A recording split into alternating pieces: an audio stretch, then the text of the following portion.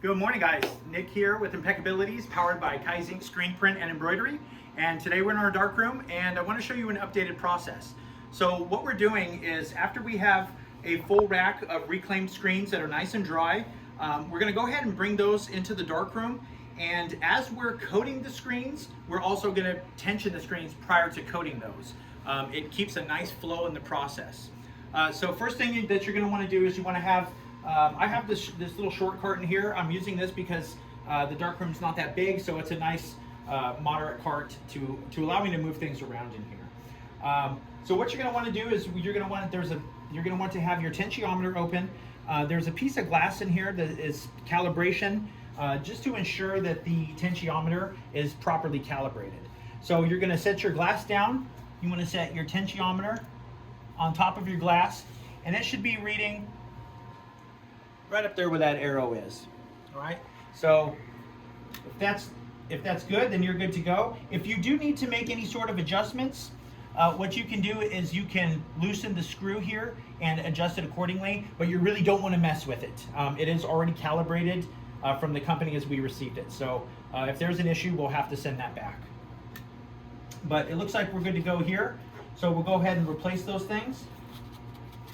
And then you want to go ahead and grab yourself a screen. I'm going to set the screen on top of my cart. You want to place your tensiometer roughly in the center of your screen, and then you want to give it a little tap. All right, give it a few little taps there. That's telling me it's 23, and then I'm going to go ahead and rotate it. So the first time we're measuring the tension out this way. On this measurement, we're going to be measuring the tension out this way here. So I'll go ahead and turn it here so you can see that. And I want to go ahead and give that a tap. Give that another little tap.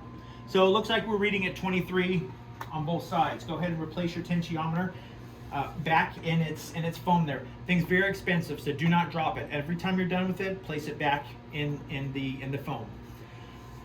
Now what you're going to do is I'm going to use my alcohol and a rag, and you're going to erase the data from the previous tension. I do know it is a 160 drill, so I can keep that.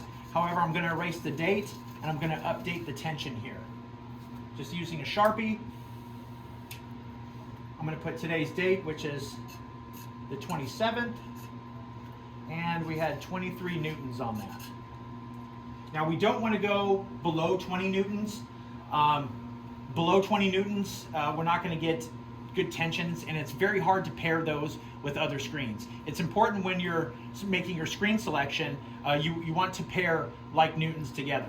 The higher the newtons, the more tension it's going to have, the better quality print that you're going to have. Now, as soon as you're done tensioning, what you're going to go ahead and do is load up your emulsion in the Uni-Kote.